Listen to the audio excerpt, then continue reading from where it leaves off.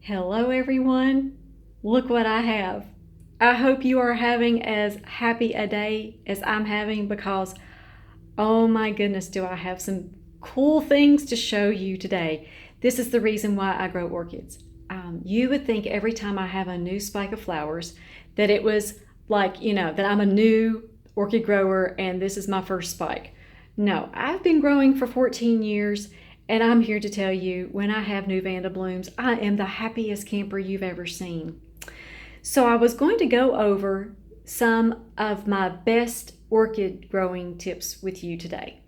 I'm in a very happy mood, as you can well see, and I was thinking back over some really good advice that I got when I first started growing orchids. So I kind of thought I would just share that with you all today. And the reason I'm sharing this advice with you all is because I have a lot of people who are beginners on my channel. And I remember what it was like to be a beginner when I was a brand new orchid grower. And really, all of us are new at growing something. We either get a new type of an orchid or we get a new sunroom where we have to adjust some things that we've been doing for a long time. And I'm reminded of some really good advice that I received. I'd been probably growing orchids for about a year, and I had done some things, quote, by the book, and it hadn't worked for me. And so I figured I'm going to go and ask people who grow these orchids what they're doing. And so I found someone at the grocery store who I knew grew fabulous orchids. And I'm telling him my story. I'm saying, oh my goodness, I did this just right by the book and I did it right like they said, and the orchid didn't make it. And I was frustrated. And he looks at me and he says, you know what? You need to just be happy and you need to just talk to them. They like to be talked to. And I thought, So in other words, just kind of calm down, Amy. That's what I kind of heard what he said. And I came home and I thought, you know what? These are the most magnificent plants. I am going to learn how to grow them. Because, after a while you think, you lose a few and you think, oh, I'm not any good at this. And I thought, no, I am learning how to do this. I need to learn how to do it here in my house, though, in my environment. So I'll tell you what kind of got me started on my success story with my orchids. I got a hold of some really good phals. Before that year that I first started, I was buying several different types of orchids thinking that they were all the same, which of course each orchid has its own individual needs. So this was back during the time before there was YouTube, if you could imagine. And so it was very hard to get information on these different orchids. So I thought, okay, let's just start with the phals because I can find them in my area. So what I did was I bought this orchid. I bought Norman's Miss Montclair by Cygnus Empire, my white phal. And this is a very strong orchid. I've had this one for 9 years and it blooms for me every single year. So the first time that she rebloomed for me, I thought, oh my goodness, this is the most wonderful thing. And once an orchid reblooms for you, you're set. You start realizing, oh my goodness, this is what this orchid needs. So you gain experience from really strong orchids. Also, you gain experience by learning, okay?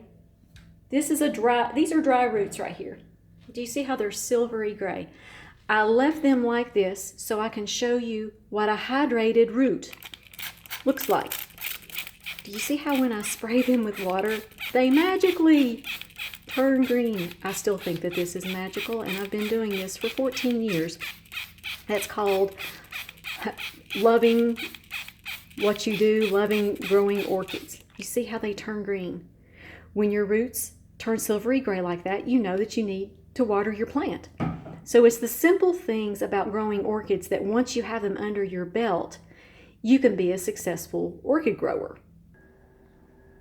And here's another really good, strong phal to grow that is readily available most anywhere. This is phal let me get this to focus. Val Baldwin's kaleidoscope. There we go, Val Baldwin's kaleidoscope.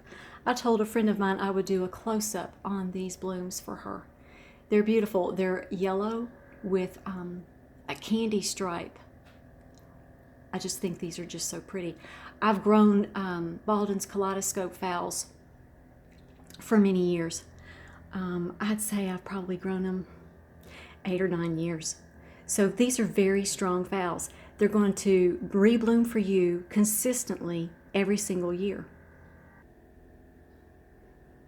And another really important thing to know is how long will your orchid be in bloom? It depends on what type it is, but if it's a Phalaenopsis orchid like this has been in bloom for me for about 4 months. Now as you see, this one's starting to fade. So it's starting to come out of its bloom cycle. This is totally normal. And what I'm going to do is I'm going to keep these spikes. When this finishes blooming, I'm going to check the tip here. Let me show you what I'm talking about. See this tip right here? Right here is what I'm talking about. It still has a chance that it's going to bloom from right there. So I'm just going to let these blooms fall off and see if it reblooms for me. It probably will. So my advice to you is start out with the most healthy, robust plants that you can find. And speaking of a robust plant, I thought I'd come back here and show you my Baldwin's kaleidoscope and show you why this plant is just so fabulous. Yes, it's got beautiful blooms on it, but also look at the foliage. Do you see how it's getting a new leaf? Do you see how the root system is developed very well? So when you're choosing a new orchid, look for something like this. Look for something that just looks really healthy, robust, has plenty of energy in the plant. And you also need to realize that each type of orchid has very individual needs. This plant is a dendrobium, and it has very different needs than this plant, which is a Phalaenopsis. So one of the mistakes that I did make is I tried 5 different types of orchids without researching, mind you. I just thought that they were all pretty. Brought them home, thought they would all do well with the same type of care. Guess what? That just didn't work. So what I suggest you do is when you buy a new orchid, do research on it. Learn as much as you can about it, because it's going to bloom differently, grow differently than your other orchids. The other thing that pretty much I've found with Phalaenopsis orchids that we buy so readily at garden centers or grocery stores is they have their own individual personalities as well, because they are hybrids. So I treat even my Phalaenopsis orchids slightly differently. I don't have them on the very same watering schedule because it seems to me like they all have a different watering pattern. My watering patterns with them, they vary. So that's where knowing what a dry root looks like does you a lot of good. You're not going to overwater or underwater your orchid when you keep an eye on each individual orchid in your collection.